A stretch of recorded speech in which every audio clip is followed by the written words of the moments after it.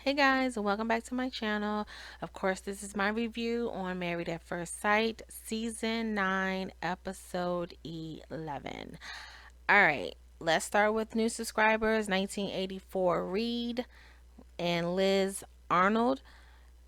New visitors who have left comments, we have Evangelist Mary Pillow, Simone Harris, Donnie Ray, Tisitsi Zinyemba.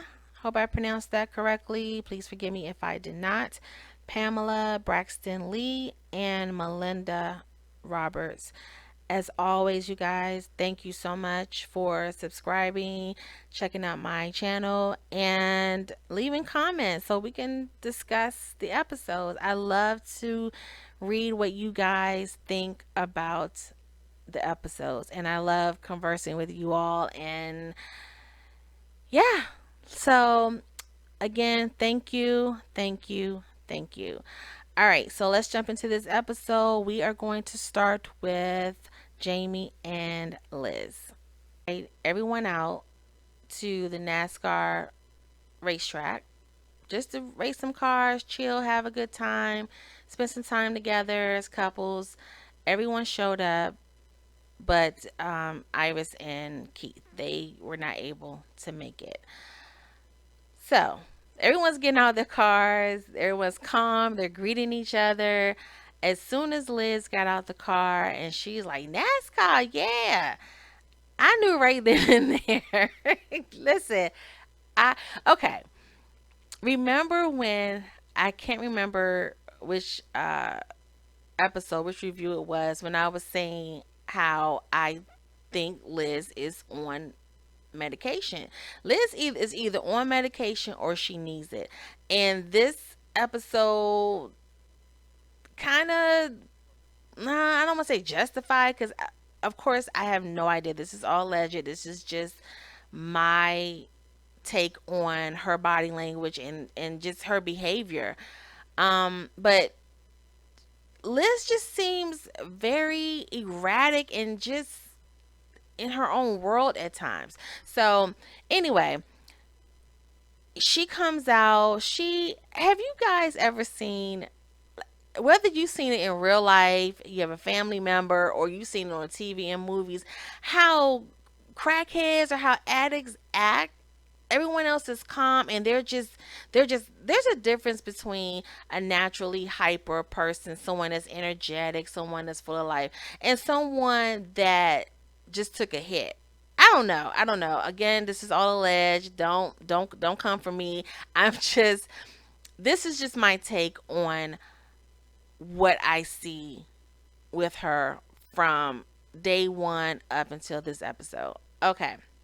So, like I said, everyone's greeting each other. They're calm. They're smiling. Hey, how are you?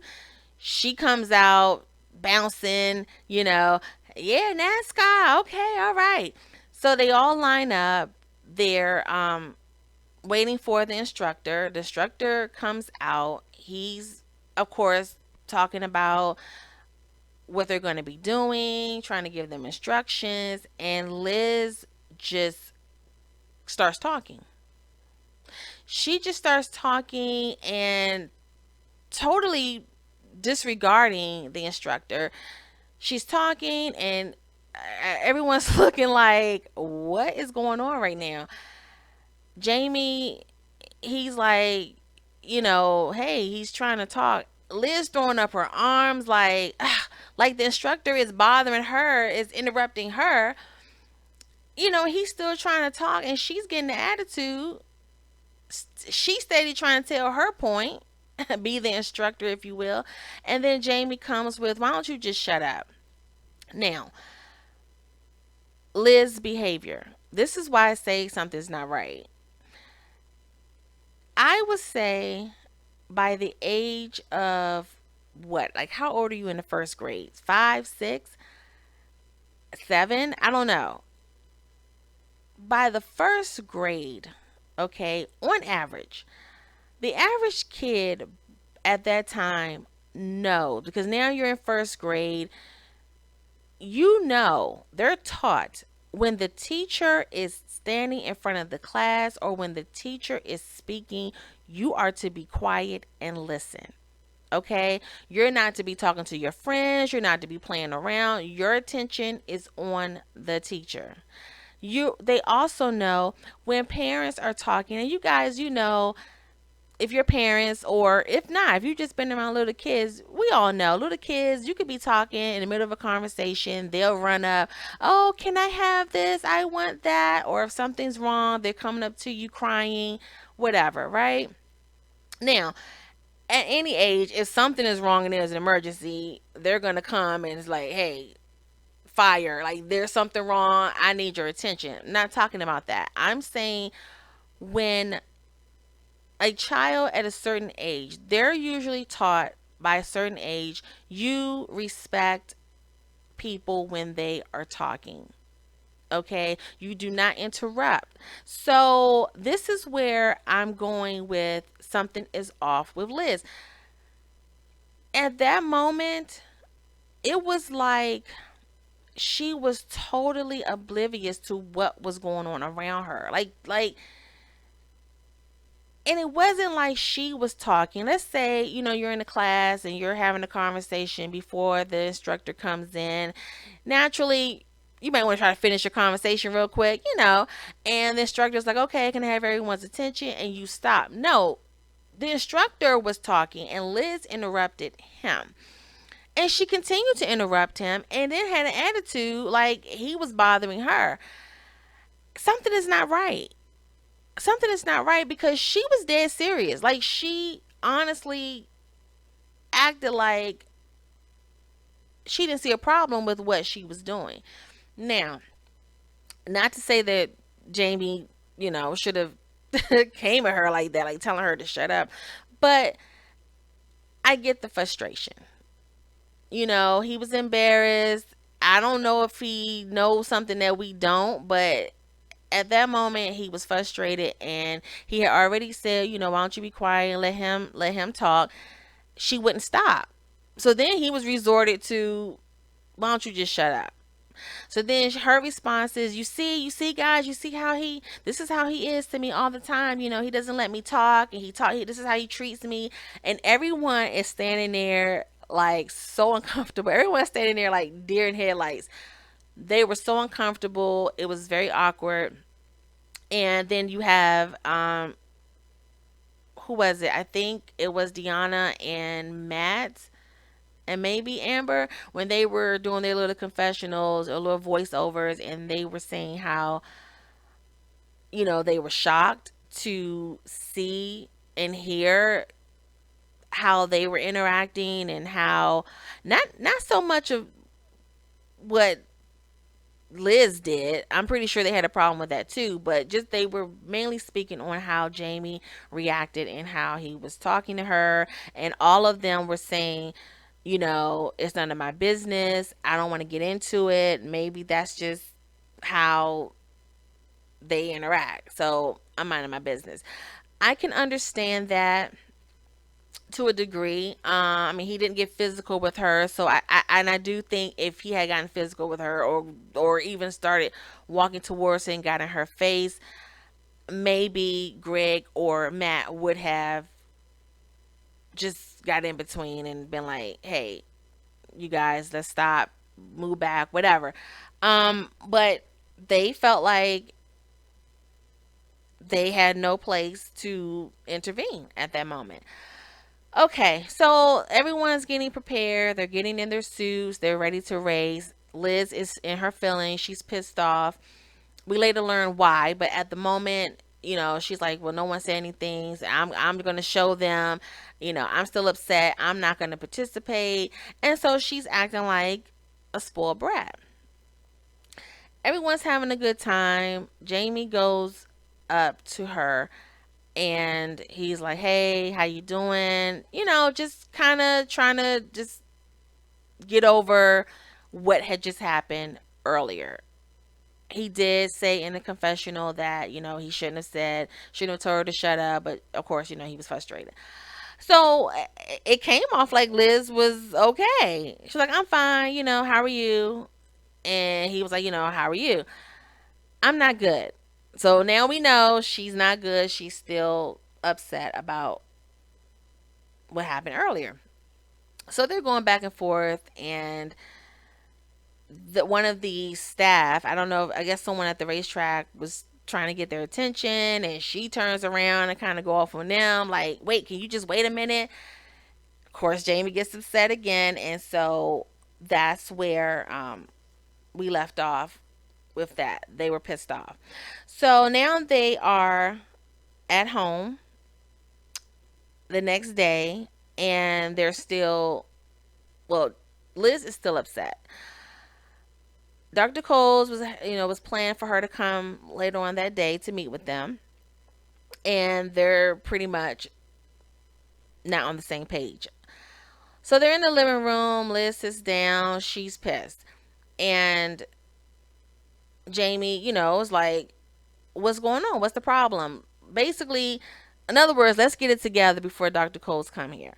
And Liz go into how he was talking to her, and Jamie basically was saying, look, what we do at home, I know we get into arguments at home, this is what we do, but don't take that outside of the house. Like, don't show this behavior out in public, because it's embarrassing. You embarrassed me, you embarrassed the other couples, you definitely embarrassed yourself.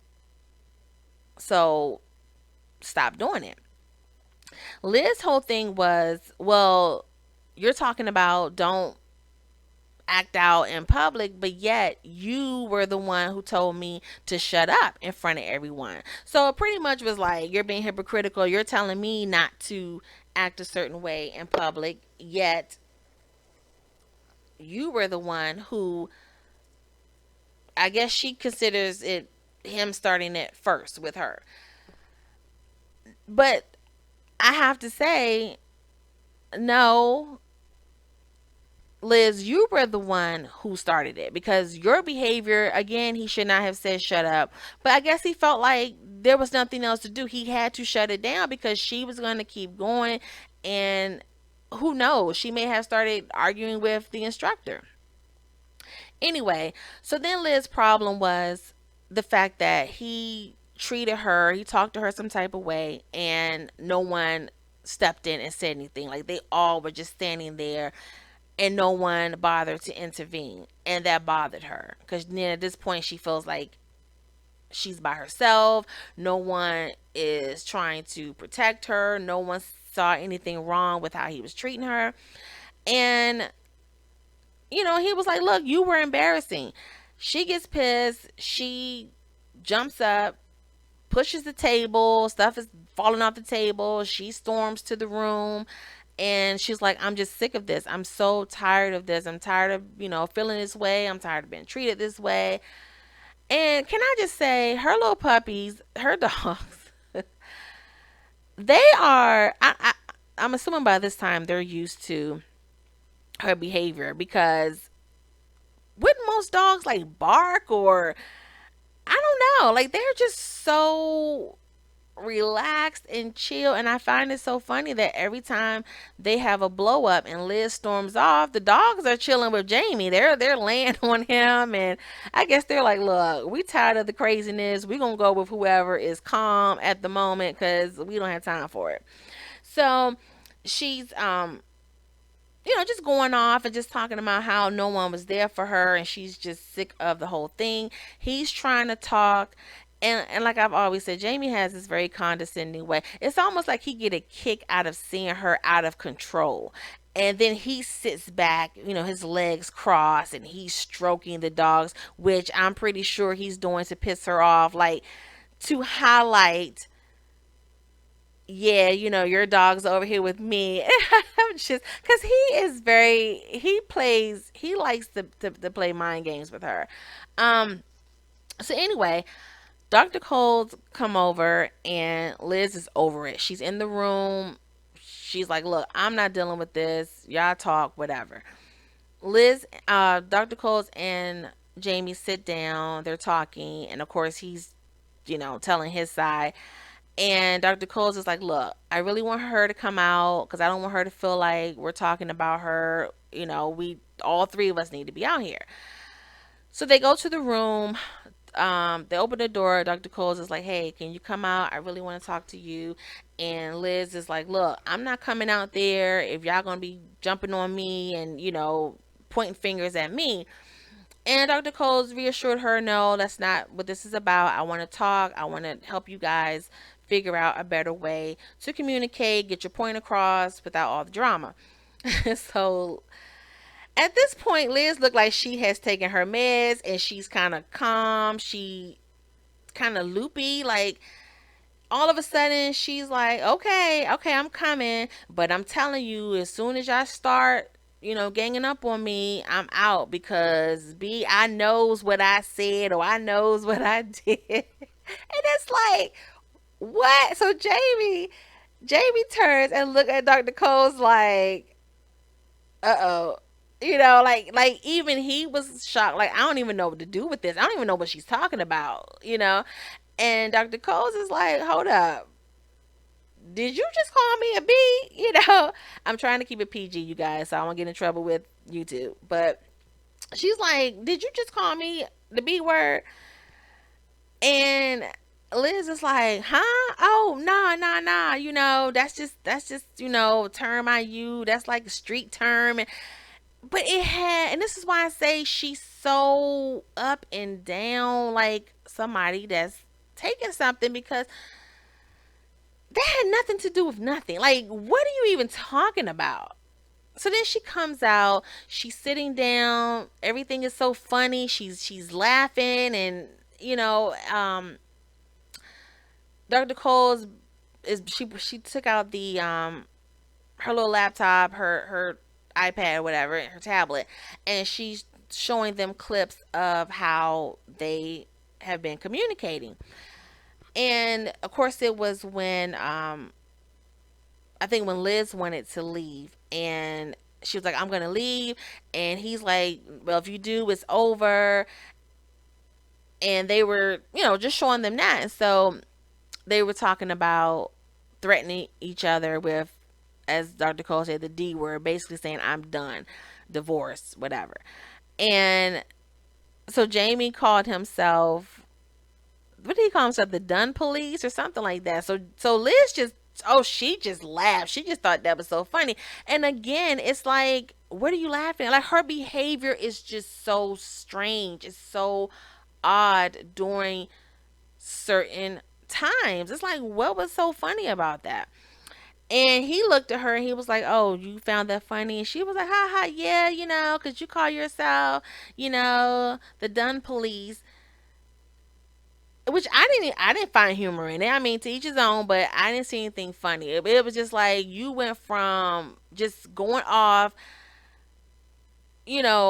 pushing tables and screaming at the top of your lungs, to you're in the room by yourself behind closed doors. Now all of a sudden you're talking about street terms. You're sitting back, you're looking dazed, you're laughing at things that I don't think anyone else was seeing funny. I mean, Jamie didn't. So Dr. Coles, she starts with, okay, how can we improve the communication?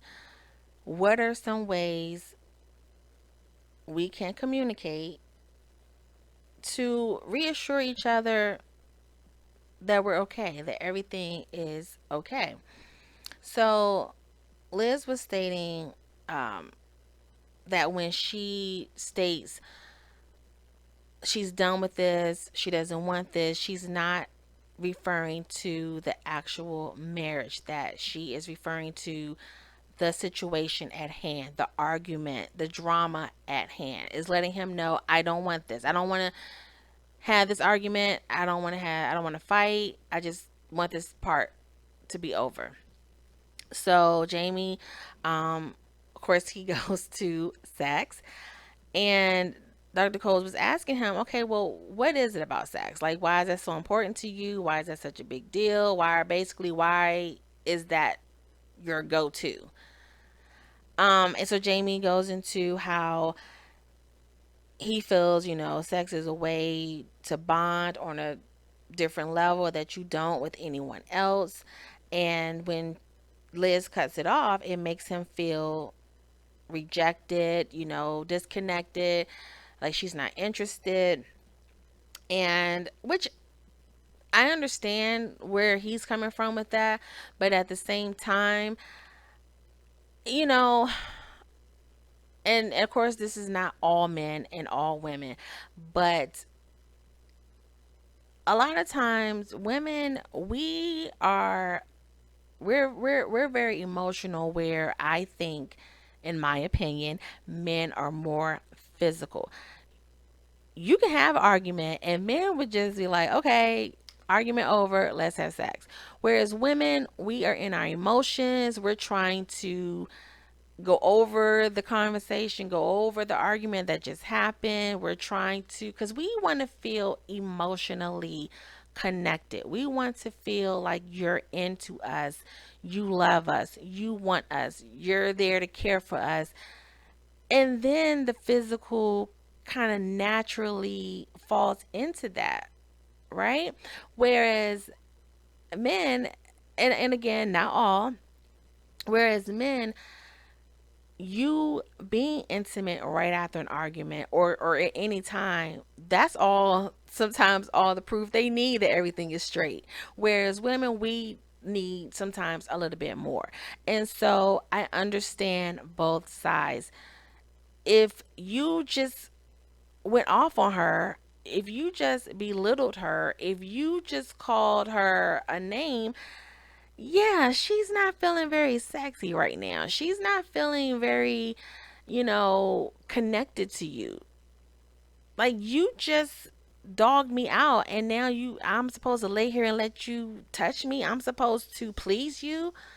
So that's where the breakdown is. And I don't think Jamie has even ever thought of that, or if he even cares. Like, he's just all about what he wants and what he's feeling at the moment. And to him, sex is huge. It's huge. It's a big form of communication to him. So when Dr. Coles was getting into the whole, like, why do you guys use the D word? Like, why do you threaten each other with saying you're done? Why do you do that to each other? And Liz go into how that's their way of, basically, I guess, reassuring each other, or seeking reassurance that they're good. Now, I'm going to have to jump in here with this little playback. If you guys go back to my review, it was my review on episode 5 at the 14-minute mark. When I said that Liz reminds me of when you were in middle school or high school, and how when you were in relationships, and a lot of times the girl would do this, guys too sometimes, but mainly the girl, because like I said, we want reassurance, we want to know how you're feeling about us emotionally. And when I was saying how in middle school, or high school, how you would do little things just to see if he cared, like, you would do things like, I don't know, pretend like another boy likes you, or pretend like you want to break up with him, just to see if he'll fight for you, just to see his reaction. Well, if he really cares, he'll do this. If he really loves me, he'll do that.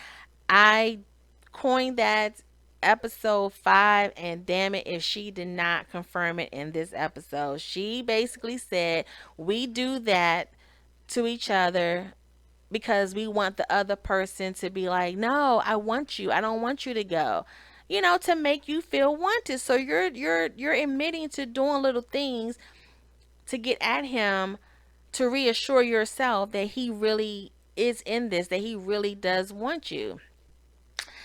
Anyway, enough of tooting my own horn. I will get off that soapbox right now. And so Dr. Coles is like, okay. So she turns to Jamie. She's like, is this what you guys are doing? And Jamie's like, he had no idea that's what Liz was doing. Like, in other words, that's not what he was doing. That whatever he does, whatever he says, it, is not because he needs reassurance, which I beg to differ. So Dr. Coles is just telling them, hey, you guys find other ways to reassure each other that it's okay. You're in this. And she goes into her confessional, um where she's saying how she's still concerned about how toxic their fights can get. But she feels like, if they just reassure each other that they're good, she thinks it can work out. Now, this is my problem, and I have said this before. So you recognize that it's toxic. And if I'm not mistaken, this is the first time I've heard any of the experts use the word toxic. Usually it's like, oh, they're, a break in the communication. They have to learn each other. So Dr. Coles is using the word toxic. The problem I have is, why is she not using that word with them? Why are they not addressing it with the couple? So when you're sitting down and you're talking about communication and how they treat each other, why are you not addressing that? Like, to me, that's part of the counseling. Stop sugarcoating it. Stop saying, oh, well, you guys talk to each other, reassure each other. That's all well and good, but talk about how it's toxic. Like, give your opinion on what you see and why you feel like their relationship is toxic. And to me, if you feel like it is, why are you encouraging them? Like, deal with the problem, deal with the root of the problem. Because until you do that, I mean, how many times have they had a big blow up, disrespecting each other, and then they make up only to repeat it, and we're only in what, week 5, 6? So yeah, I just have a problem with that. So you do recognize it, Dr. Coles, but you rather address it in the confessional versus with the couple, because she was just like, how can you communicate better, versus talking about specific the fights that they're having and how they're treating each other. Like, let's get down to the nitty gritty. But anyway, I digress. So she suggests, hey, why don't you guys go to your childhood homes and just, kind of reconnect in that way, and just see where the other person, how they grew up, where they come from, and go from there. Okay. So that leads to them, um in the car. They're going to Liz's childhood home. So on the way there, the closer they get, you can tell, you can just see it in her face, is getting to her. Okay. We already know it's going to be emotional. So they pull up. There's basically an open field. There is some rubble on one side, and then a couple of houses scattered out on the other side. So at this point, Liz reveals that basically grew up in a she lived in a trailer. And she just talked about that, and I think her grandmother's house was one of the houses across the field. And she started getting into how her family came from nothing. They worked hard to have what they do have, their business. And so she was just talking about that, and which, I don't know if I was surprised. I don't think I ever really gave a thought as to where Liz came from or how she grew up. I don't think I ever really thought about that with her in particular. I know I didn't. Um, but yeah, I wasn't surprised or shocked or disappointed or anything. I didn't really have any thoughts as to, okay, she grew up in a trailer. So she's going on and on about that. She's getting very emotional. She's crying. And I'm just looking at Jamie through this whole ordeal. I mean, Liz is crying. It's nothing really new. She's very emotional about it. And I'm just watching him the whole time. Now, I know some of you are probably going to be like, you're crazy. Stop it. You're doing too much. But guys, for some reason, Jamie, it was almost like he, I don't want to say got pleasure, but I can't even think of a better word to use. But it was almost like he got pleasure out of seeing where she came from. And what I mean by that is going back to the episode where the parents came to visit, and later on, Jamie and Liz got into an argument where this was the this is when he left the first time. Okay, so they got into an argument and he was talking about her not having a job and how, and he was talking about the nepotism, and he was saying how basically everything that you have, um and almost like everything you're ever going to get is because of your father, not because you worked hard for it, you didn't even finish school.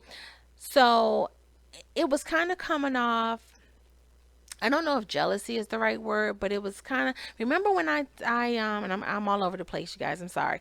Remember when I talked about with Deanna, when I was talking about guys she may have dealt with, and I was saying how some guys will have a problem dealing with a woman that has more than them, dealing with a woman that is more established than them. And during that argument, when he kept talking about how pretty much she was nothing without her father, and oh, daddy provided this for you, daddy gave this to you, it was almost like, and I've heard people say, it was almost like he was jealous that she came from a situation, or she is currently in a situation with her family where, yeah, she doesn't have to go out there and hustle like everybody else. If she wants a job, if she wants money or whatever, she can go to her dad. She, um a- as the situation is now, or at least it was. So then when they had the argument, the second big blow up when he left again, when when he called her a materialistic cunt, C word, he horned in on that. So it was almost like he's happy to see. Now, one can look at it either way. One can look at it like, oh yeah, you're not as well off, or you wasn't born with a silver spoon in your mouth like you came off, or like I thought, you're no better than me. Or it can be, wow, I can really relate to her. She came from humble beginnings, so she's not materialistic like I thought, which he did mention that. He did say, excuse me, he did say that now he no longer see her as materialistic. So again, you can look at it either way, but to me, he kind of came. I saw the smirk. It kind of, my mind immediately went to, he, because I can almost see him using that against her later on. I don't know why, but I can see if they get in another big argument, somehow I can just, because he's so cutthroat. And I can almost see him calling her trailer trash. I can almost see it. He just seems like the type, he holds on to things, he keep it in that back pocket so that he can use it later on. Anyway, moving on. So she's crying, she's emotional. He I guess tried his best in his own way comfort her. On the way home, Jamie actually, I thought he was doing pretty good. I will say that. And I think, I don't even know if I ever said I thought Jamie was doing a good job. Well, maybe once. Anyway, so on the way home, they were having good conversation. Everything seemed to be going well. He was, she was still talking about her childhood home. She was like, I can't believe, I saw it. I got emotional. And he was like, it's okay. I'm proud of you. Um, basically proud of her for expressing herself and being vulnerable in front of him, and that it let him see another side of her and understand her even more now. So, okay, we're thinking, all right, wow, things are good. I'm thinking it's 2 weeks, 2 weeks left until decision day. So they're trying to play it safe. Good. Maybe this is a turning point. Then Liz goes into, well, she was okay too. She was like, yeah, it was good. And Jamie says, yeah, I want the next couple of weeks to go smooth, no fighting, no argument, whatever. Let's just chill. Liz is like, yeah, it's going to be hard, but I think we can do it. We just have to push through it. And they're all happy go lucky. And then all of a sudden, she's like, well, next week is the couples retreat, which I cannot wait for. But next week is the couples retreat. And Jamie was like, yeah, and she goes, Jamie's like, he's excited. And then Liz just starts talking about the incident at the racetrack and how the last time everyone was together, they saw her act a fool, and that then she goes, she doesn't regret her behavior at all. And I was looking like Jamie was looking. He kind of frowned his eyebrows and he's like, nah, nah. Now, usually in Jamie's fashion, you guys know, usually Jamie will just go off and just go in at her. But he didn't. He didn't. He was like, don't say that. Why would you say that? He was very calm about it. And he was like, you shouldn't take joy in ruining, people's day. You were doing so good. Like, stop. Like, don't even start it. And she just wouldn't stop. She was like, trying to cut him off, and she was just like, well, sometimes people just have an off day and they just go off.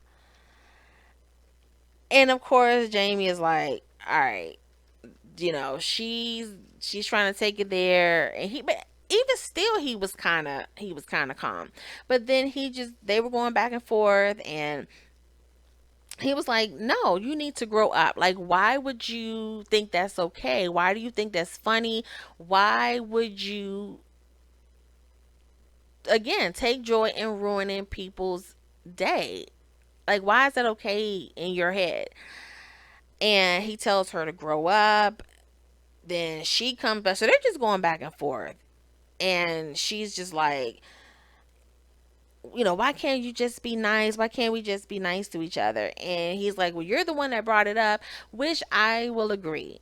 I will agree. Liz, everything, it's almost like I don't know.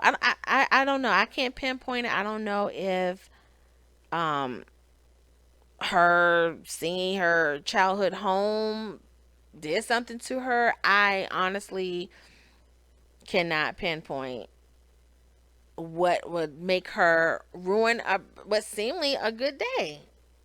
It seemed like it was a good day. And, he was just pissed off about it. So, of course, the scene ends with them mad at each other. I mean, like, what else is new? They're mad at each other, and Then they're showing Jamie his confessional, and he's just talking about her issue and how he takes issue with her not taking accountability for her actions, which, I mean, Jamie, that's pretty much the pot calling the kettle. And how she had no remorse over her behavior at the track, the racetrack. He did say to her, though, which we just, guys, you just had a meeting with Dr. Coles about using or threatening each other with leaving or with saying that you're done or talking about divorce. So he basically tells her how he doesn't like her acting like that. He doesn't think it's cool. And her showing no remorse and basically saying she would do it again. She would act a fool like that again in front of everybody. That would make him call off the marriage. Basically, at the end of the 8 weeks, he is he would have no problem calling it quits if this is how you're going to act because he can't deal with it.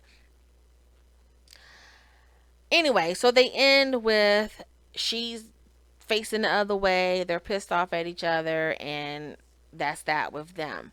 Um, Now I want to go into Amber and Matt. So they're meeting with this one is pretty interesting. They're meeting with, like, when is it not right?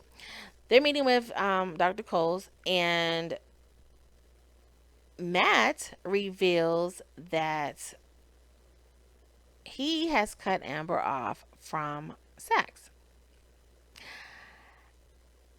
And look, you can see it all over Amber's face. Like, she is not a happy camper. Because if nothing else, that they had no problem in that area. And by that I mean they were doing it. I have said before, I don't think Matt is sexually into her at all. I don't think he's into her at all, but he was sleeping with her. But I think, like I said, for the most part, I think it was all Amber. I think Amber was doing all the work. She was initiating, and I think she was doing all of the work whenever they were intimate. So anyway, I want to touch a little bit on the unfiltered episode. I don't always watch that, but I did catch the part where they were talking to Matt. That part I want to touch on because it stood out the most to me. And when the host Jamie Otis was talking to Matt, and she was like, what's going on with you and Amber? Why do you act the way you act? Like, why are you not coming home? Why are you doing this to her? And I think we saw the real Matt at that moment. Cause he ain't sugarcoated. He didn't have this calm voice. Matt was like, basically, I'm just paraphrasing. He basically was like, look, she irritates me. She gets on my nerves, and I just need space. I need time away from her. Her energy is up here. I'm down here, and it's just too much. It's too much. She's too clingy. That's all in the basically in a nutshell, bottom line, that is what he said. And all this time, he has never, I mean, we knew that, I mean, it doesn't take a rocket science, right? Rocket scientist.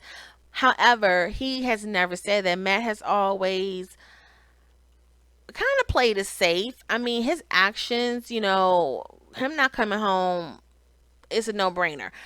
But then when he would meet with the experts, he would come off like, oh, I like her. Okay, I'll work on it. I want this to work. At this point, I can tell he was irritated during Unfiltered, with them showing the footage of him not coming home, showing Amber hysterical, and having the male Jamie and Iris kind of critique. And of course, Iris was, she had the most to say. But the host Jamie was kind of going in on him, and I think that was bothering him, obviously, because he was put on the spot, and he just came out with it. He was like, "Look, it is what it is. She irritates me. It's too much." So that brings me back to when they were meeting with Dr. Coles. And so when he was saying how they are no longer having sex, it was his decision because he gives this excuse how he wants them to connect on a different level, emotional, get to know each other. He feels like they moved too fast in the beginning, and in order for a long term relationship, marriage to last, there needs to be other levels to it, which I totally agree with everything that he said. However, I don't think that's how he was really feeling. I think he was using that as an excuse to stop sleeping with her, which I find very funny, odd, convenient. I don't know. Now that they only have 2.5 weeks left, and now all of a sudden he wants to cut it off. I don't know if this is his because think about it. To me, all this time when he wasn't coming home and wasn't calling her, wasn't returning her calls, her texts, anything, like just straight up ignoring her. It was almost like he was pushing her to say no at the end of the 8 weeks. Because think about it, like who would want to stay with a person who's doing all of this? Like, yeah, they'll stay throughout the experiment, but then at the end, like I'm gonna leave him. I honestly think that's what he was trying to do. I think he kept making broken promises so that she wouldn't leave early, right? So she wouldn't just check out early before the 8 weeks, because then that would mean he wouldn't get his check. So he kept her close enough to where she didn't want to leave before the 8 weeks. However, he was constantly doing things to maybe frustrate her and make her feel like maybe this isn't going to work out in the end. So I'm saying no. That way he doesn't look like the bad guy, right? Okay. That wasn't working. As we saw, Amber was still clinging to him no matter what he did, no matter how bad he treated her, no matter what. She was still in it. And it seemed like the worse he did, the more she was into him. So I guess he felt like, and as we saw, she was always going to sex. It was almost like, let me give him as much sex as possible. I mean, Amber was doing everything from constantly having sex with him to basically telling this man she would take care of him if his business didn't take off right away, that she would take care of him. So she was pulling all punches. She was doing everything, whatever it took to keep him. He saw this. He saw that, look, I can't shake this chick. She is not trying to let me go. So what does he do? All right, let me cut her off from sex. Let me break her down even further. Because she's not getting the hint that I'm not really into her. And he doesn't want to come out and say that, because then he will look like the bum that he is. So because think about it. If a man turns you down for sex, that's pretty serious. And if I have any guys on my channel right now listening to this review, I am not dogging you guys out. Trust and believe. But let's be real. A man 9 times out of 10 is not gonna turn it down. Especially if you're in a relationship with someone. Like, who does that? Right? Who does that? So it's a slap in the face. It's a slap in the face. And I think it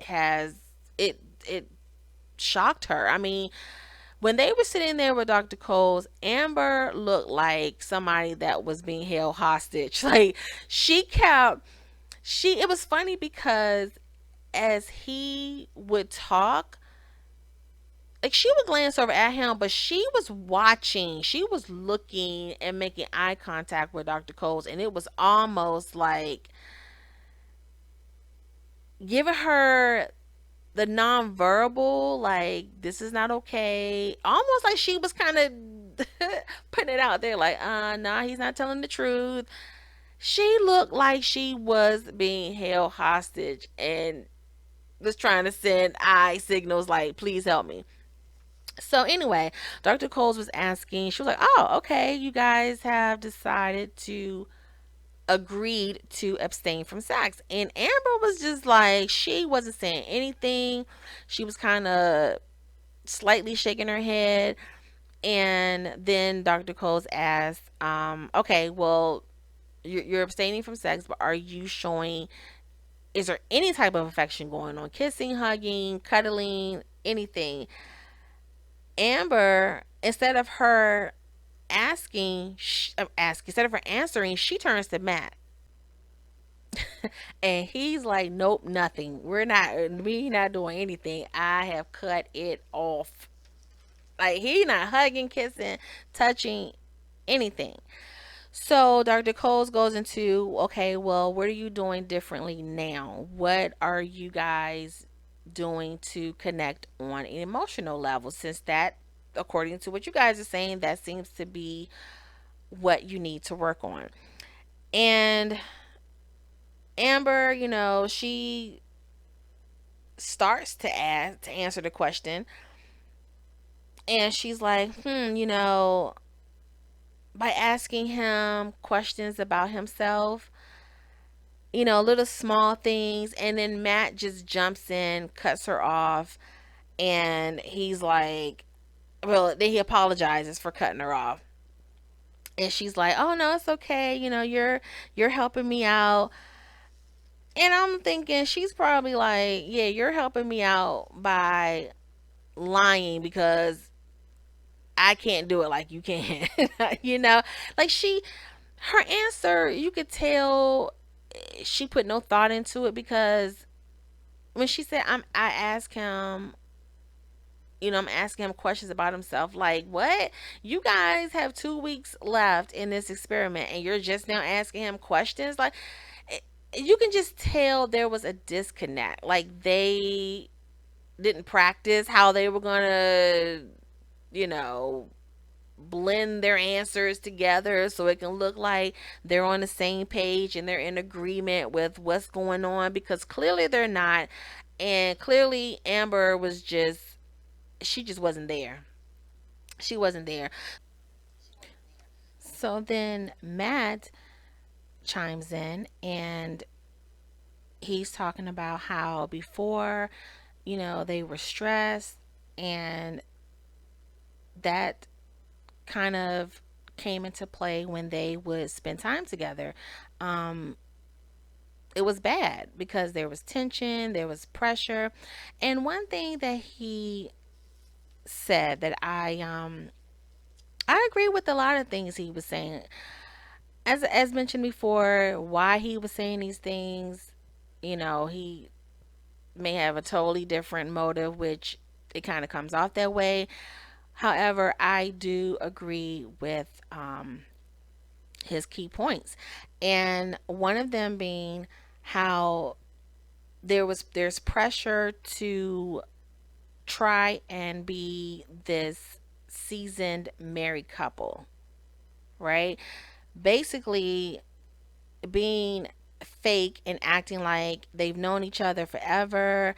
They had this loving marriage when in reality they just met. They don't know each other, and this is something they should be working towards versus faking like they're already there, or acting like they're already there.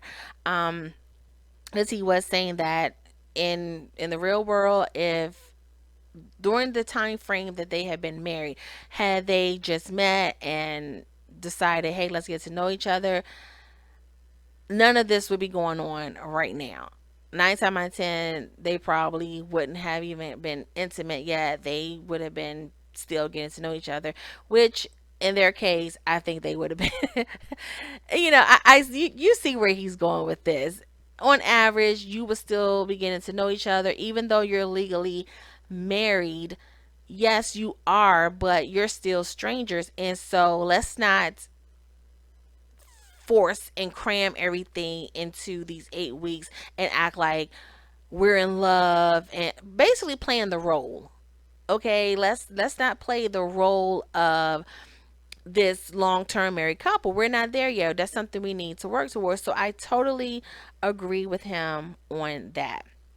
Moving on. So they go to Matt's childhood home, which I was kind of surprised.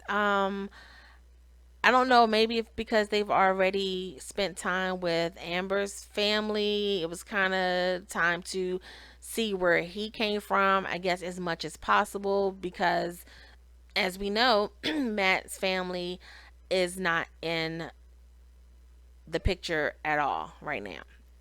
So they went to his childhood home.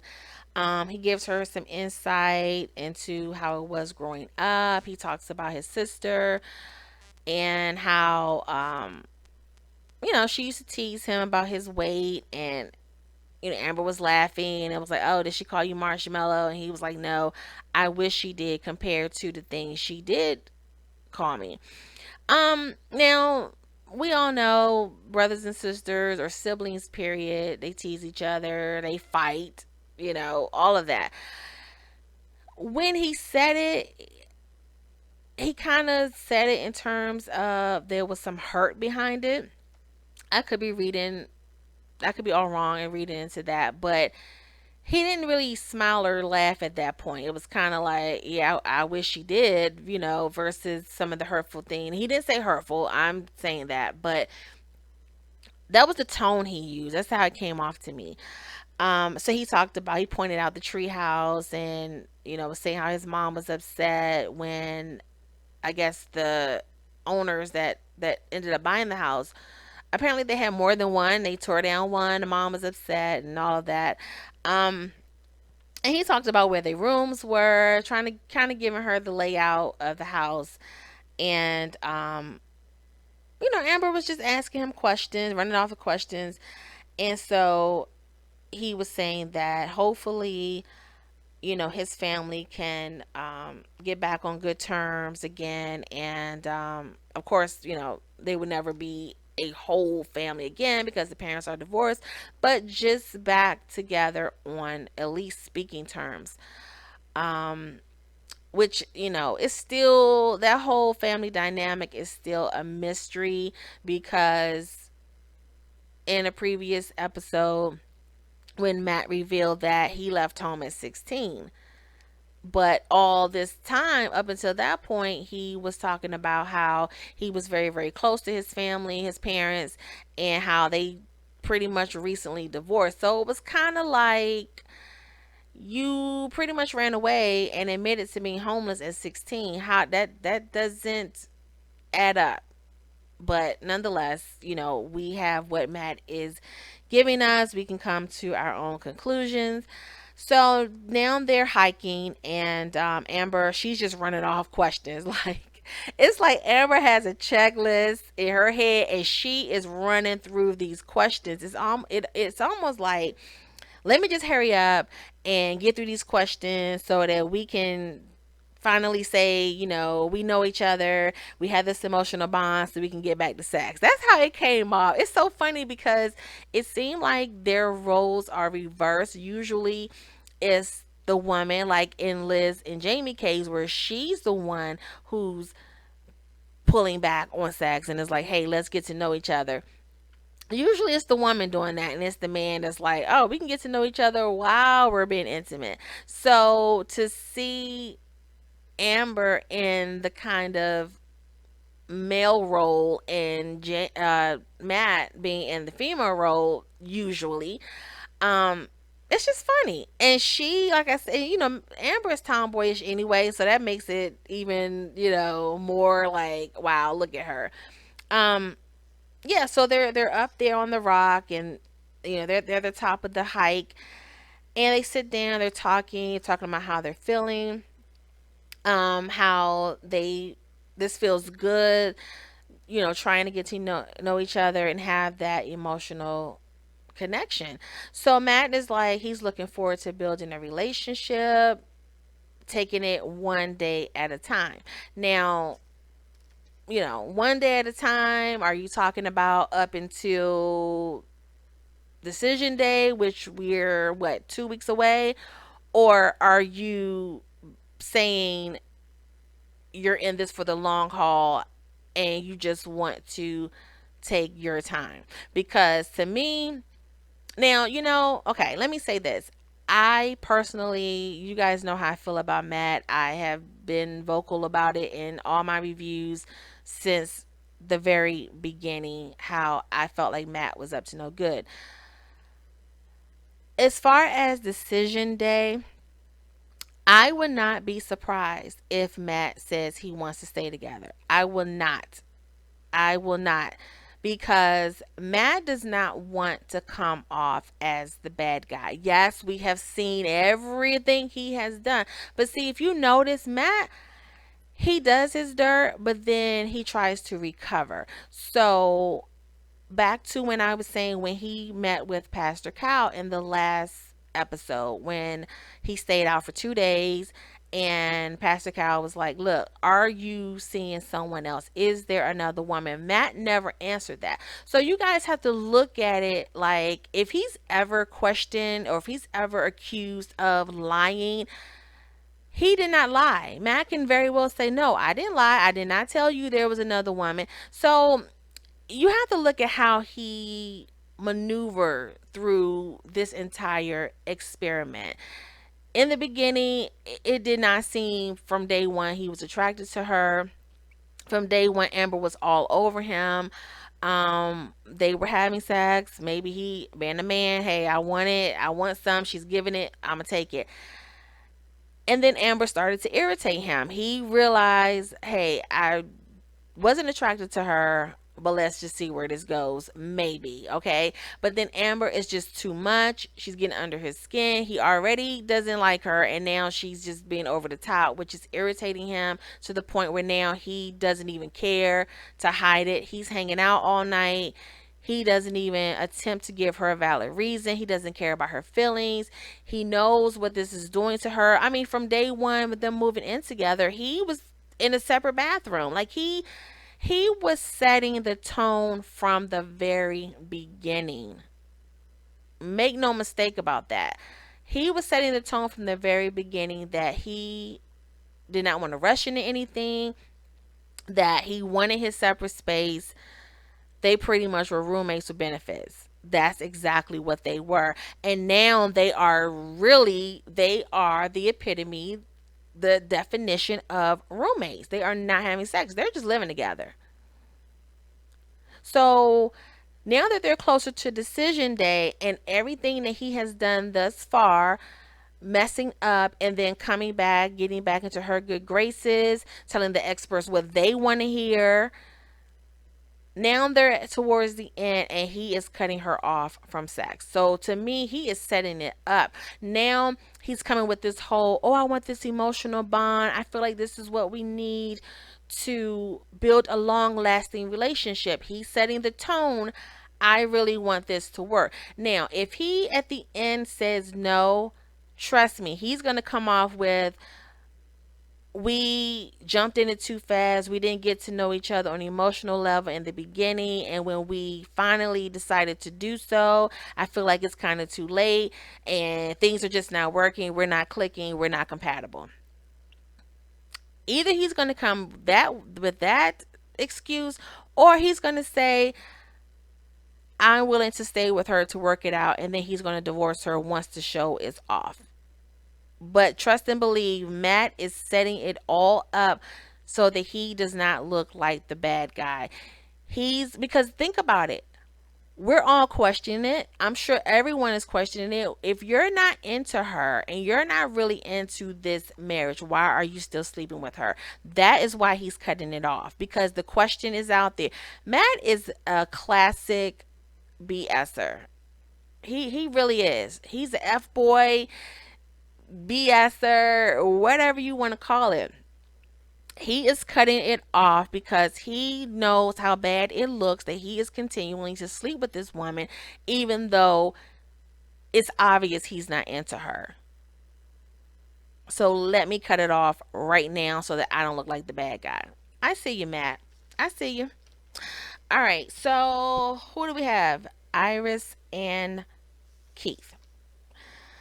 So Iris and Keith, they start off going to a dance class, and it was good to see. I was happy to see them outside of the apartment, outside of, when they everyone did their 1 month anniversary outing. So they go to this dance class, and the instructors showing them some sexy yet fun dance moves.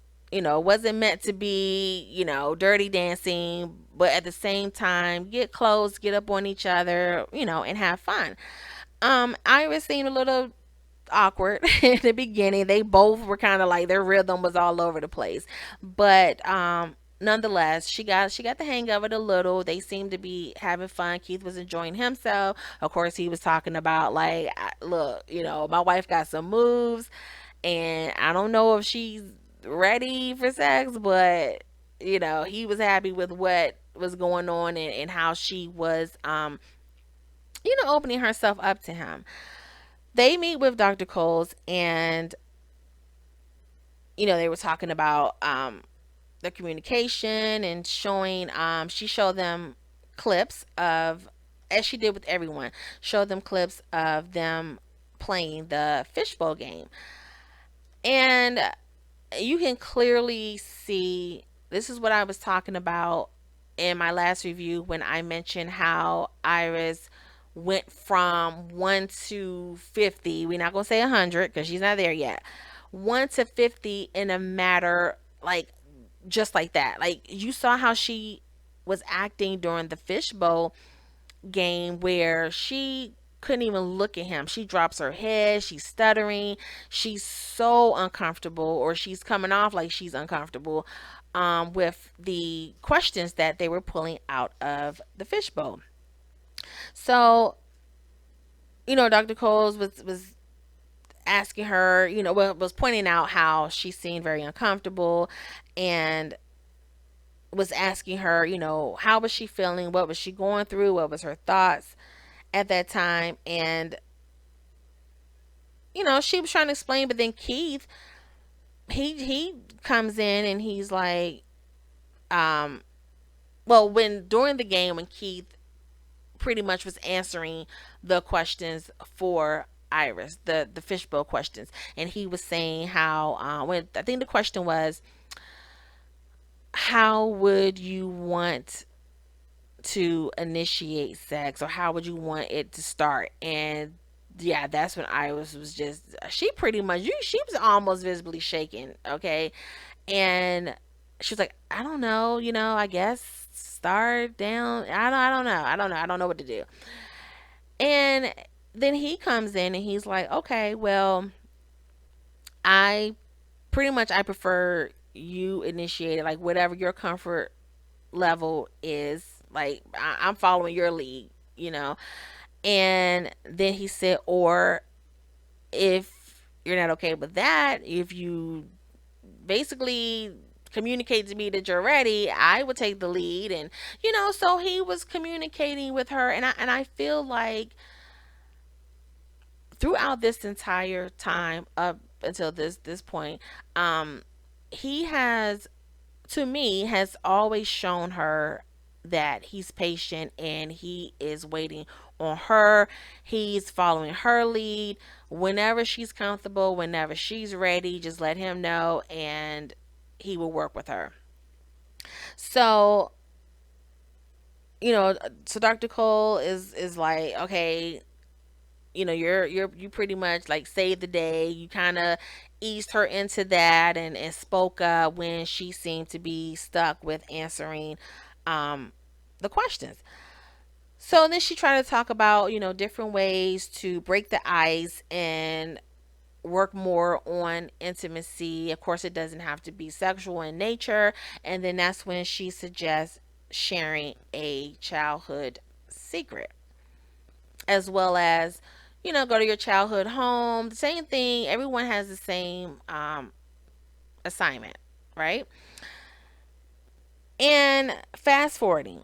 So they are in the bed, and Keith is like, okay, have you thought about what Dr. Coles said about sharing a childhood secret?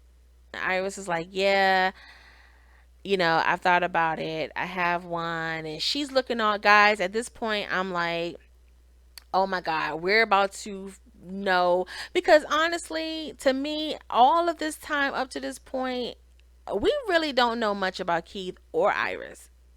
You know, everything has been about sex and her virginity. So when we get to this point, I'm like, okay, maybe we're going to learn something. And I wasn't expecting anything really, really deep or, you know, too personal, if you will. But I just thought and was hoping maybe it would be something that would give us a little more insight into who she is. So she's holding his hand, and she has this look on her face, of worry, like, how is he gonna take this? How can I get this out? And she's like, well, I don't think anyone other than my mom and the doctor knows this. And I'm just like, oh my gosh. And when she starts talking about the school bus, the first thing I thought about was, okay, not even before she said the school bus, when she said her mom and the doctor, my first thought went to, okay, either somebody bullied her, maybe she got into a fight, someone beat her up, which would indicate, maybe her mom taking her to the doctor, and for bruises, cuts, abrasions, whatever. Or when she's a doctor, that could have not only meant a physician, but a psychiatrist as well, to deal with whatever she's going is going on. So I thought when she said doctor, I thought it could have been a psychiatrist, or her pediatrician at the time, whatever. So my mind went to, either she was bullied, she was jumped, someone was fighting her, maybe she was cutting herself when she was young, I don't know, talking to herself, imaginary friends, maybe her mom was concerned about that, or maybe someone touched her. So when she get into the whole school bus thing, I'm like, okay, maybe a little boy touched her, or like I said, the whole bullying thing. And then she comes with oh, Iris. So she comes with, I was on the school bus, and I had some change. I didn't have anywhere to put it. And I was thinking, like, oh my God, I have to put this change somewhere. So she puts it in her mouth, which, okay, mom, you should have had her evaluated from that alone. But she puts the change. Now she says change. Now, I mean, I don't know. It went from change to a quarter. So I don't know if, okay, I'm getting ahead of myself. But anyway, so she says she didn't have anywhere to put the change, so she puts it in her mouth. She figures, I will hold the change in my mouth until I get home. The bus hit a speed bump. She swallows a quarter. When I say the look on Keith's face, I thought he was going to get up, put his shoes on, and go home to his mama. I'm telling you, he had this look on his face like, I'm done. He just looked like he was just over it. He was over it. Now, on to Iva's story. The whole, okay, first of all, and I don't know how old she was. She didn't say. As kids, we all had done dumb things. I know that. So my mind was like, me, y'all know, I'm analyzing it. That's what I do. And I overanalyze things sometimes, I admit. My mind immediately goes to, why are you putting dirty change, coins, money in your mouth? Again, I don't know how old she was. Why are you putting that in your mouth? Number two, why didn't you put it in your shoes, your socks? If you're on a school bus, I'm assuming you had a backpack. Why you didn't, like, my whole mind is like, money in your mouth? Okay. So she says change. My mind is going to more than one coin. Okay, she swallows a quarter. And then I'm thinking, a quarter is pretty big. Like I probably couldn't swallow a quarter right now without choking.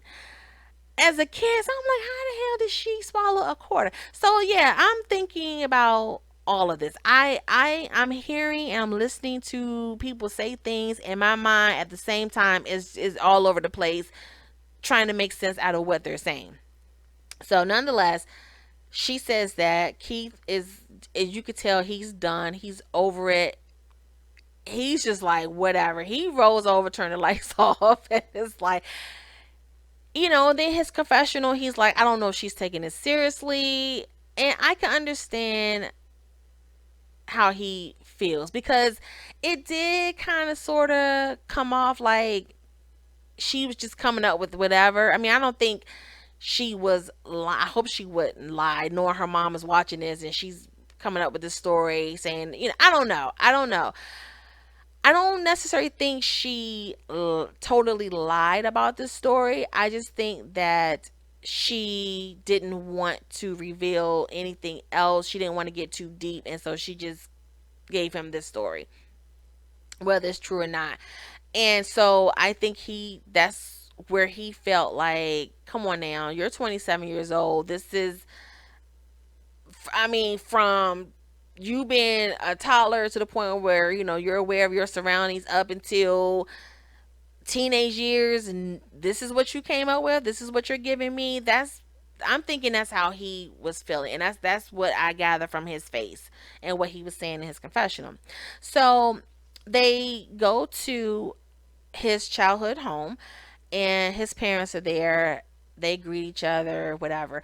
I will say they seemed like they've been married for a while. They just look like that married couple that just came to hang out with the parents, with the in-laws, Sunday dinner, chill, whatever. They're upstairs in his room looking through his yearbooks, looking at pictures, his trophies, all of that. Iris is laughing, getting a kick out of looking at, his pictures and whatnot. And everything seemed good. They seemed to have rebound from the night before, when they were, when she revealed the whole swallowing of the quarter. Um, they look very comfortable together. Like if I were to walk in and just see them, I would think, oh, okay, cute couple. They just seemed like, again, like your average married couple. There was nothing awkward about them being there and being, you know, greeting his parents and all of that. So they come downstairs, and Iris is like, "Okay, I'm going to go get some dessert." So she walks off. Keith goes in, sits down with his mom, and who is his twin. his mom his mom Keith, his mom, and his dad look like triplets. His mom and dad look just alike, like twins. And Keith looked just like them. So anyway, he sits down with his mom, and the usual questions: how are things going with you guys? Are you getting along? How's the marriage going? And Keith said everything is good. They're still working on the communication and all of that. Um, and he says that he thinks Iris is a great woman. His mom agrees. She seemed to like her. She said, yeah, she is a great woman. She really is. And then mom just cut to the chase. She's like, all right, are you happy? Bottom line, that's all well and good. Does she make you happy? Keith, he hesitated for a second or two, and he was just like, I don't know. I don't know. One thing I will say about Keith, whenever he meets with the experts, or whenever he's asked about his feelings regarding Iris and where they are, I think he's been pretty honest. I think he's been pretty honest. He lets them know, I have a concern. He talked about her lack of maturity as far as he see it, and he's telling his mom, I don't know. Like, she's a great girl, but I don't know if,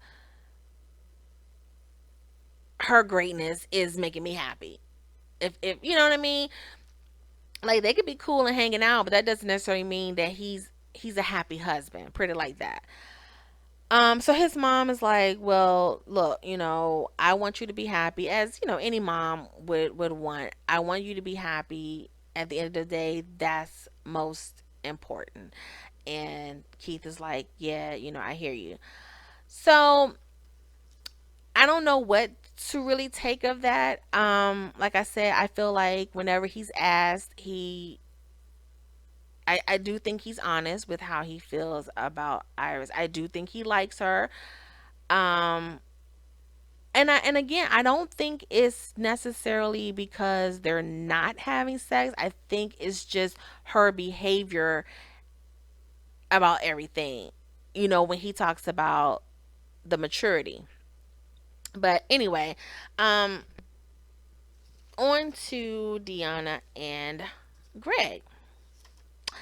So Deanna and Greg, they had a good time at the racetrack. They meet with Dr. Coles, and well, no, let me back up.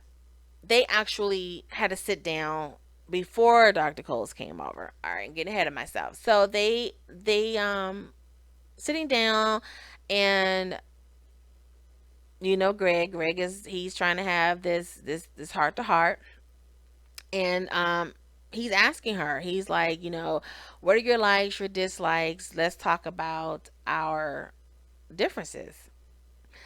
And Deanna's like, okay. Now, I at this point I'm like, okay, she's opening up. She's now we're having a breakthrough. Maybe this is gonna make Greg happy. Maybe this is what he's looking for. So Deanna goes to get ready to explain, talk about their differences and what she likes and dislikes, whatever. And Greg immediately interrupts her. He interrupts her and he's like, "Okay, let me stop you right there. Sorry, let me just." And he's trying to, as Deanna said, mansplain things to her, and it made me think back to when on their honeymoon when they talked about themselves, and he revealed that when he was previously engaged, and he said that he had control issues and he went to counseling for it. So as they're talking in this episode and he's cutting her off, she's still trying to get her point across, answer his question, and he's still cutting her off. I think at one point when he saw that she was getting upset because she was just like, never mind, like, I'm done, never mind, he kind of tried to play it off and joke with her, but which I'm okay with. And again, when I talk about Jamie and Liz, how when you see your significant other, when you see that conversation that you guys are having, when you see it going left and they're getting an attitude, you have to get it back on the right track. You have to diffuse that, shut it down so that it doesn't blow up. Greg seems to be pretty good with that. And I think in this situation, that's what he was doing. He saw that she was getting upset and he tried to turn it into a joke. Like, what? You just, he tried to go there. Deanna was done at that point. She was like, I tried to open up and you shut it down. So, whatever, I'm done. Dr. Cole's come over, and oh, well, what I was saying about where I was going with the whole control issue and him going to counseling for it, at that moment, it made me think, okay, are we dealing with that control issue? Is that resurfacing? Like, what's going on here? You've been saying you want her to express herself. She's trying to do that, and yet you're over talking her. You're trying to basically tell her how to explain her thoughts to you. Um, he later revealed when Dr. Coles came over and she played the clip to them, showing how they communicate, because this episode is all about communication, how they're communicating with each other, and how to improve in that area, all of that. So when she's showing them the clip, um, it was like, ooh, okay. Greg then goes into, well, she's asking Deanna, like, how did you feel? How did that make you feel? And Deanna's like, I don't know. He's asking me how I feel, what I think, and when I try to, he's cutting me off. He's talking over me. He's trying to tell me what I'm thinking, what I should say, whatever. And when she asked Greg, Greg immediately went to, oh, I was just playing. And I'm like, come on, Greg. You were not. But he said, no, I was just playing with her. And I saw that she got upset. Further, when they started talking, and then Greg did admit that basically he was protecting himself. And I guess because from past conversations, we've all seen Deanna has no problem saying whatever on camera. Like when they had their anniversary dinner, where we're not even gonna talk about in the beginning of the show, where she was just whatever she felt, she said.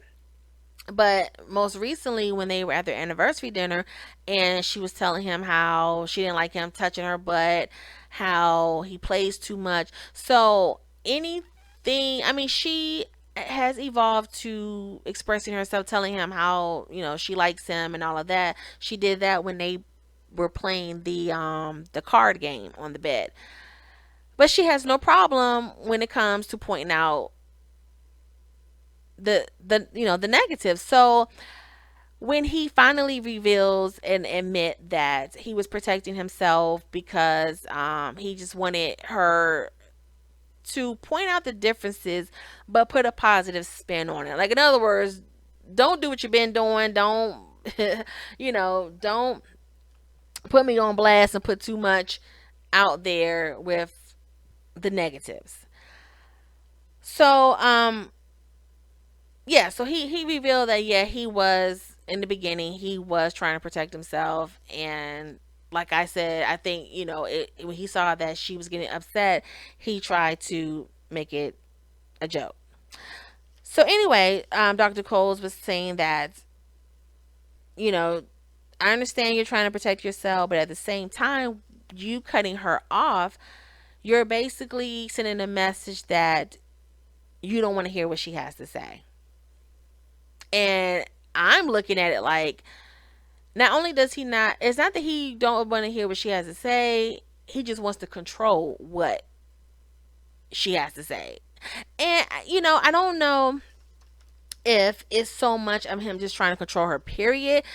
Again, we've seen how Deanna has no problem speaking on things she dislikes about Greg or about their relationship.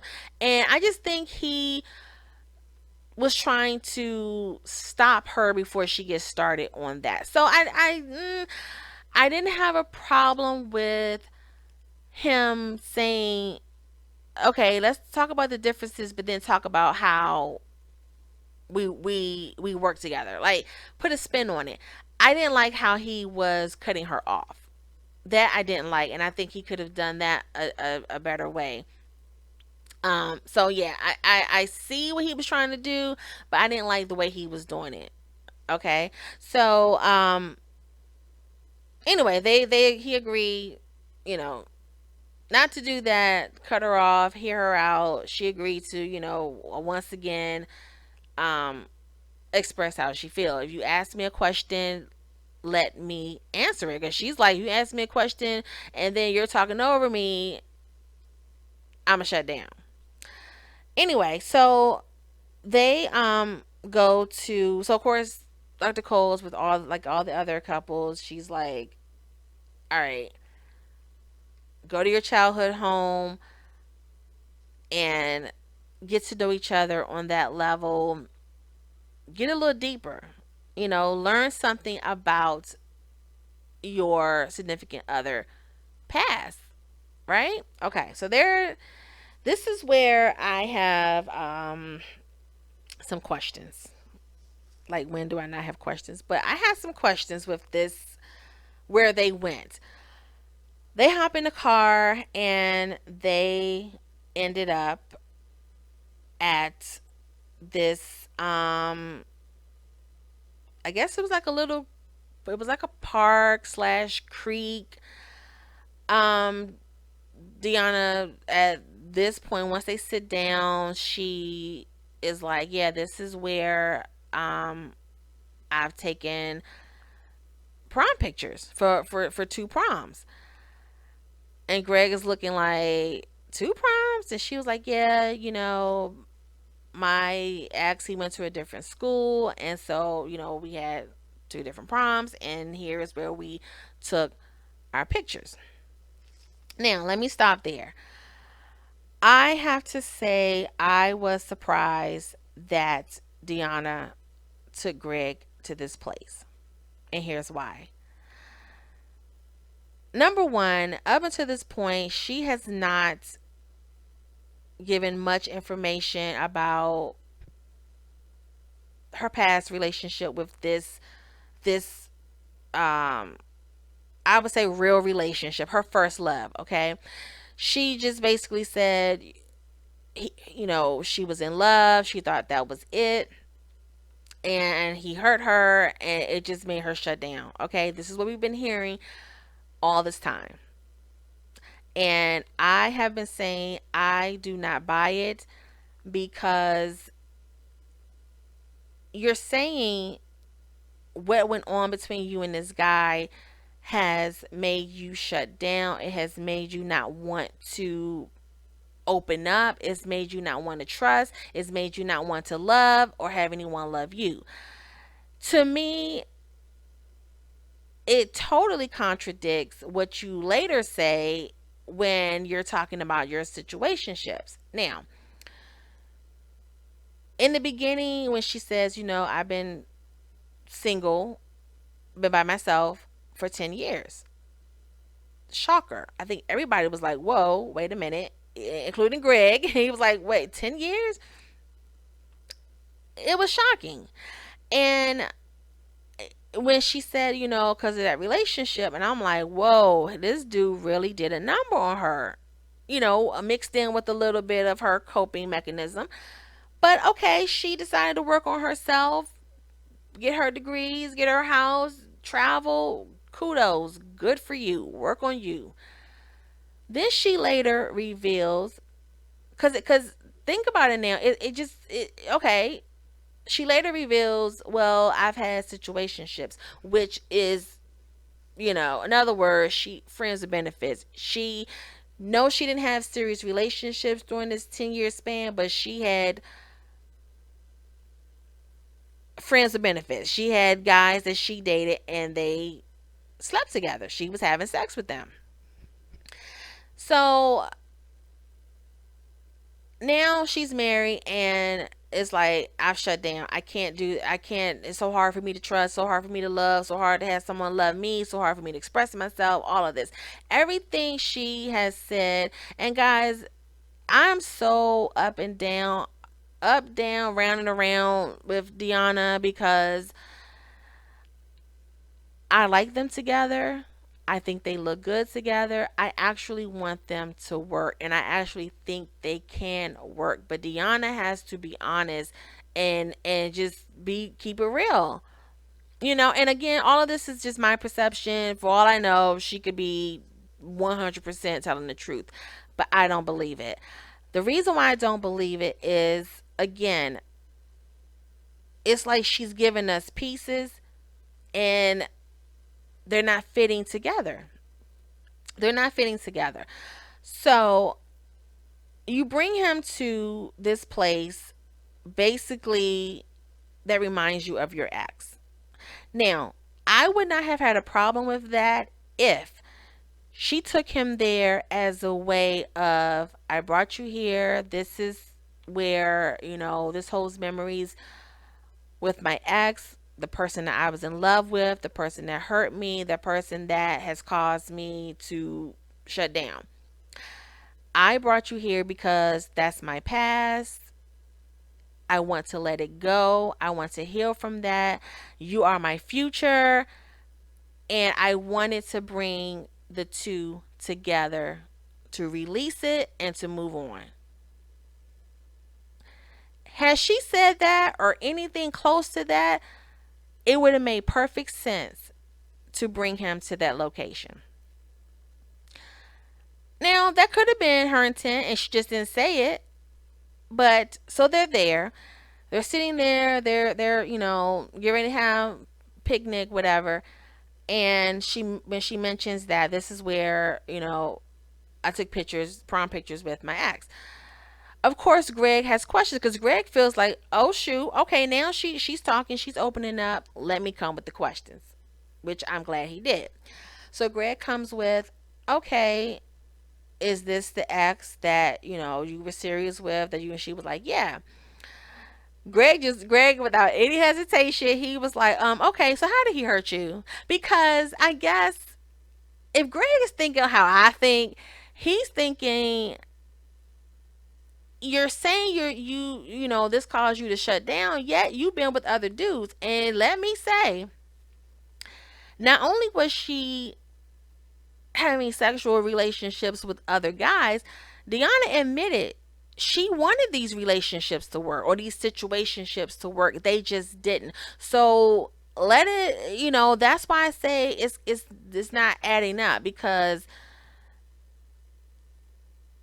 to me, if you say I have been with other men, I have, and granted, you can have a sexual relationship with people and not be emotionally attached. I get it, but her saying, and correct me if I'm wrong. If she didn't say this, I would stand corrected. But correct me if I'm wrong. She said she wanted these relationships to work, but they just didn't. They just did not work out, and so that added on to the heartache from her ex-boyfriend. So it's not that Deanna hasn't been open to loving and being loved, which is what she was later telling Greg. She was like, she shut down. It's hard for her to trust. It's hard for her to do whatever. If she was saying, and I get it, all of those things combined, the situationships plus the ex, I get it. I understand how all of those things could kind of make you shy away. But it was starting off in the beginning, it was just the ex, the ex, the ex, and I've been single for 10 years. And I think it was later on in the honeymoon. Yeah, I think it was before they moved in together. So somewhere along in the honeymoon is when she revealed situationships. That's when she revealed that. Okay. So my whole thing is Greg asked her, okay, what did he do to hurt you? Because this has been at the forefront. This has been the card she's been laying, she's been playing this whole time. And she didn't respond immediately. She kind of looked off, and Greg was like, how did he hurt you? Like, here we are at this point. We got 2 weeks left, and I'm trying to get you to open up to me, and I want to know, what did this guy do, to cause you to be this shut off? And so he seemed a little impatient at the moment. He was like, well, what did he do? How did he hurt you? And she was like, wait a minute, I'm thinking.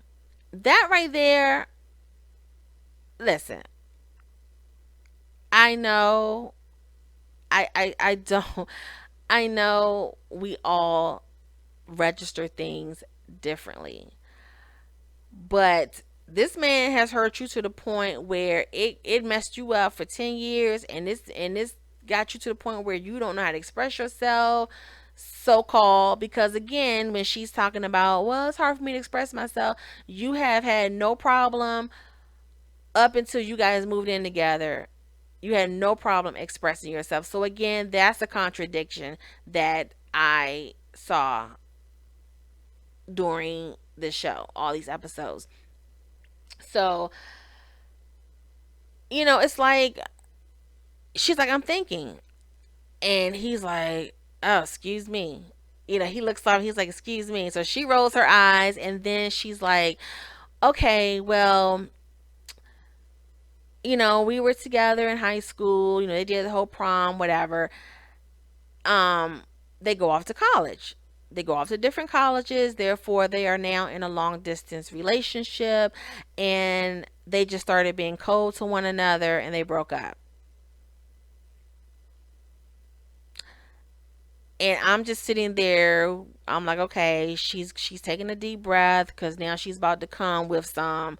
I'm waiting to hear he cheated. The girl called me, or when we came home for spring or summer break, I found out he slept with my cousin. I'm just trying to. I'm waiting for the boom. I'm waiting for the boom, and there was no boom. That's it. They were high school sweethearts. They went off to college and they got into arguments and they broke up. And that, ladies and gentlemen, is what Deanna is saying has caused her to shut down, period, from being in a meaningful relationship, from being in an adult relationship. Again, things affect people differently.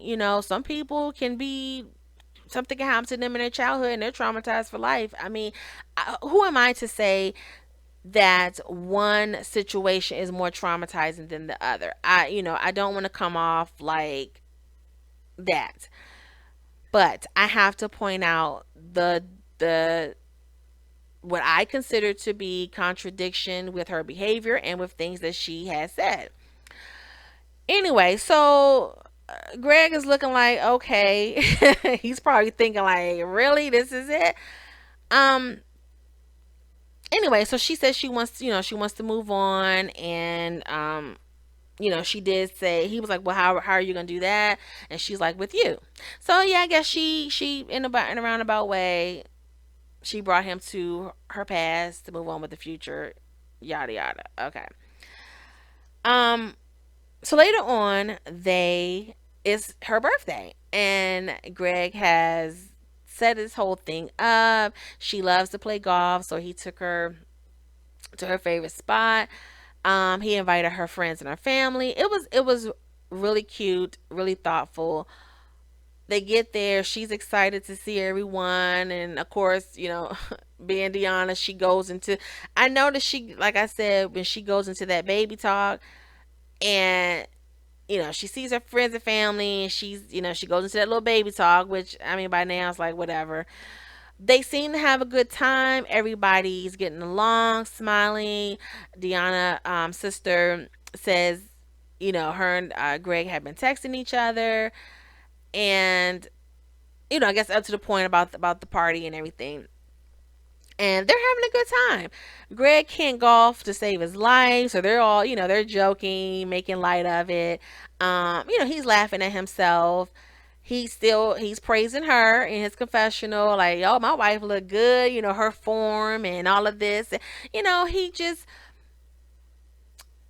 Greg doesn't stay down for long. If he's feeling some type of way,